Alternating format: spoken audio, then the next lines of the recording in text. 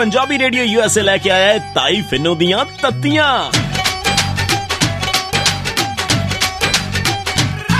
जदों तत्तियां सुनाइयां नी बड़ा दुख लग्या, बड़ा दुख लग्या। भाई मैं तो सच्ची गल करदी आ, बुरी तो आपे लग जांदी आ। जदों तत्तियां सुनाइयां नी बड़ा दुख लग्या, बड़ा दुख लग्या।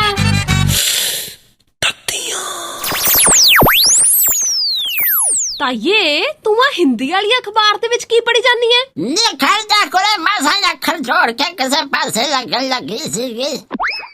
नवजोत कौर सिद्धू के हल्के के लिए 10 करोड़ रुपया कोले लिख दिया करे। 10 करोड़ रुपया दे दिया है।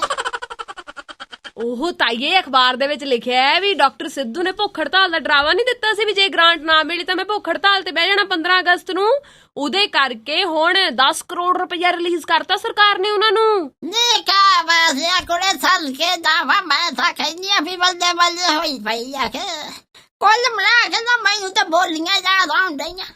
बोलियां ताइये बारी बरसी कटन गया सी खट के ले आंदा शाल कुड़े कुछ नहीं मिलदा कहंदे किसे नू करनी भुख हड़ताल कुड़े। डांगा योना कोल भी वड्डियां कुट कुट कर दे लाल कुड़े नी एमएलए नू लड़ना पे गया।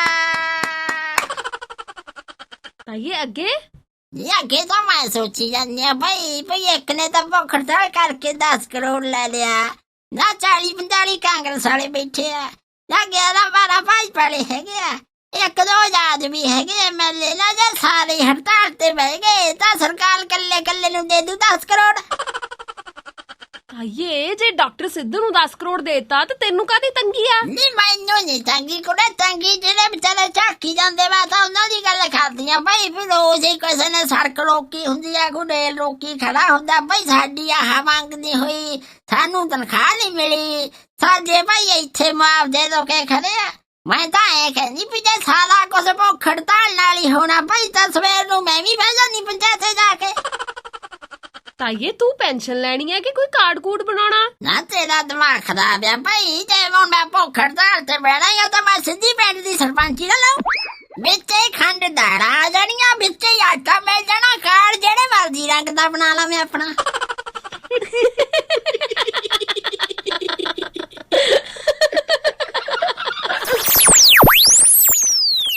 भाई मैं तो सच्ची गल करदी आ, बुरी तो आपे लग जांदी आ।